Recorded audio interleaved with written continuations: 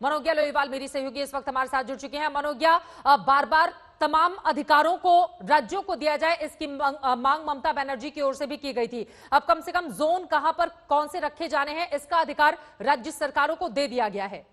कैसे इस फैसले को देखा जाए? बिल्कुल, ये बहुत बड़ी बात है क्योंकि अभी तक जितने भी लॉकडाउन हुए हैं, ये चौथे लॉकडाउन में सबसे ज्यादा पावर्स और सबसे ज्यादा जो ताकत अभी स्टेट गवर्नमेंट के हाथ में है कि वो फैसला ले कि कौन सा जोन किस तरह से काम करेगा और नहीं करेगा। बहुत ही छोटी सी बात है, लेकिन कल तक दिनाजपुर जिला ग्रीन जोन में था, आज उसे ऑरेंज में कर दिया गया है क्योंकि वहां पर 3 मामले आए हैं। ऐसे में एक राज्य आखिरकार क्या है स्थिति उस इलाके की, केंद्र सरकार का नजरिया और खास तौर से बंगाल के लिए जिस तरह से राजनीतिक लड़ाई लड़ी है, ये एक बहुत बड़ी बात हो गई है। ऐसे में एक महत्वपूर्ण बात और आती है सामने कि अभी तक बंगाल में फूल मार्केट हो, मिठाई की दुकानें हो या सब्जी मार्केट हो, इन सबको खुला रखा जा रहा था। समय सीमा कम कर दी गई थी 12 बजे तक, लेकिन कुछ इलाकों में जैसे रेड जोन या कंटेनमेंट जोन छोड़कर। लेकिन अब उन पर क्या रियायत दी जाएगी, ये भी सरकार सोमवार के अंदर तय कर लेगी। एक बात और है, क्योंकि बंगाल सरकार ने यह फैसला ले लिया था कि बस का भाड़ा नहीं बढ़ेगा, भले ही उसमें यात्रियों की संख्या कम हो।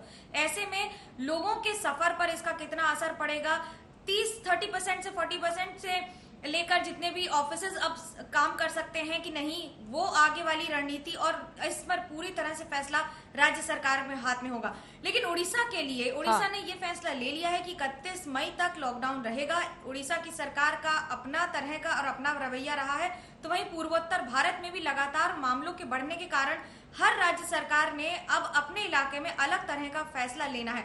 एक जो एमएचए ने गाइडलाइन साफ कही है कि कोई भी नियम या कोई भी जो गतिविधियों के लिए नियम दिए गए हैं, उन्हें डाइल्यूट नहीं कर सकती है कोई भी राज्य सरकार। ठीक है, महत्वपूर्ण जानकारी आपने दी मनोज्ञा। दोबारा आपका मैं रुख करूंगी कोलकाता, पश्चिम बंगाल के साथ ही आपने दूसरे भी राज्यों का जिक्र किया है, लेकिन इस वक्त जितेंद्र बहादुर सिंह हमारे संवाददाता जुड़ चुके हैं। गृह मंत्रालय पर अपनी पैनी नजर लगातार बनाए रखते हैं और उनकी ओर से ही इस बारे में जानकारी दी गई है विस्तार से कि लॉकडाउन 4 को 31 मई तक के लिए बढ़ा दिया गया। जितेंद्र, अब जरा ये बताइए, लॉकडाउन 3 से लॉकडाउन 4 की अगर हम तुलना करें तो रियायतें कहां कहां बढ़ाई गई हैं, इसके बारे में जरा विस्तार से बताइए आप। देखिए चित्रा, सबसे महत्वपूर्ण बात इसमें यह है कि लॉकडाउन 3 में केंद्र सरकार की तरफ से जो गाइडलाइन जारी की गई थी, उसका पालन राज्य सरकार की तरफ से पूरी तरीके से किया जा रहा था। लेकिन लॉकडाउन 4 में ये कहा गया कि राज्य सरकार ये तय कर सकेंगी कि कंटेनमेंट एरिया किस एरिया को रखना है और किस एरिया में किस तरीके से डिसाइड करना है। उनको ये जानकारी दे दी गई है केंद्र सरकार की तरफ से और वो लोग उसके हिसाब से अब निर्णय लेंगे। तो ग्रीन जोन, ऑरेंज जोन और जो इसके अलावा रेड जोन, उस एरिया का डिसाइड करने के लिए पूरी तरीके से राज्य सरकार की तरफ से यह निर्णय लिया जाएगा। इसमें सबसे खास बात यह है कि राज्य सरकारों की तरफ से यह मांग की जा रही थी कि जो ग्रीन जोन है, रेड जोन है या फिर ऑरेंज जोन है, उस पूरे इलाके में उनके हिसाब से तय होना चाहिए कि किस एरिया को उनको कंटेनमेंट बनाना है या फिर किस एरिया को हॉटस्पॉट बनाना है। तो उसके लिए निर्णय राज्य सरकारें करें। तो इस बात की जानकारी गृह मंत्रालय की तरफ से इस गाइडलाइन में दे दी गई है और ये कहा गया है कि राज्य सरकार खुद ही निर्णय ले सकती है। तो इसके अलावा जो राज्य सरकारों की तरफ से ये मांग की जा रही थी कि बस सर्विसेज की शुरू किया जाना चाहिए, यानी कि दिल्ली में अगर बस सर्विस शुरू की जाए तो उसके लिए 20 लोग बसों में जाएं। तो इस तरीके की अभी कोई निर्णय नहीं किया गया है। ऐसा राज्य सरकार के लिए ये कहा गया है कि वो लोग अभी जो केंद्र सरकार की गाइडलाइन है उसका पालन उनकी तरफ से किया जाना चाहिए।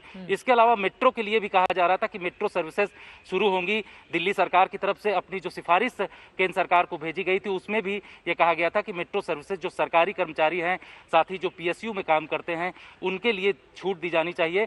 तो केंद्र सरकार ने अभी ये कहा है कि मेट्रो सर्विसेज नहीं चलेंगी। हालांकि मेट्रो की तरफ से तैयारी भी कर ली गई थी, डीएमआरसी ने तैयार कर लिया था कि सोशल डिस्टेंसिंग का पालन करते हुए किस तरीके से लोग एक जगह से दूसरी जगह जाएंगे। तो ये तमाम निर्णय केंद्र सरकार की तरफ से लिए गए हैं और इसमें ये साफ कहा जा रहा है कि राज्य सरकार उन इलाकों में ये डिसाइड कर सकते हैं कि केसेस कहां ज्यादा बढ़ रहे हैं और केसेस कहां घट रहे हैं। उसके हिसाब से ग्रीन जोन, रेड जोन और ऑरेंज जोन इसमें वो लोग अपने हिसाब से परिवर्तित कर सकते हैं। कंटेनमेंट एरिया को लेकर के साथ जो ई कॉन्क्लेव किया था, ई एजेंडा कॉन्क्लेव, उसमें हरदीप पुरी साहब की ओर से कहा गया था कि हमारी तैयारी पूरी की जा चुकी है, इजाजत दी जाएगी तो हम फ्लाई के लिए पूरी तरह से तैयार हैं, लेकिन हवाई यात्रा को लेकर रोक अभी बरकरार रहेगी। बिल्कुल चित्रा, हवाई यात्रा को लेकर के रोक बरकरार रहेगी, क्योंकि हवाई यात्रा के दौरान ये कहा गया था कि तैयारी सीआईएसएफ की तरफ से भी कर ली गई है पूरी तरीके से और सिविल एविएशन मिनिस्ट्री की तरफ से भी कर ली गई है। लेकिन गृह मंत्रालय को लगता है कि अगर ज्यादा लोग वहां पर पहुंचने लगेंगे एयरपोर्ट पर और एक राज्य से दूसरे राज्य में मूवमेंट तेजी से हो जाएगा तो उससे कोरोना संक्रमण तेजी से फैल सकता है। इसलिए चाहे इंटरनेशनल एयरलाइंस हो उसके लिए भी रोक लगाई गई है।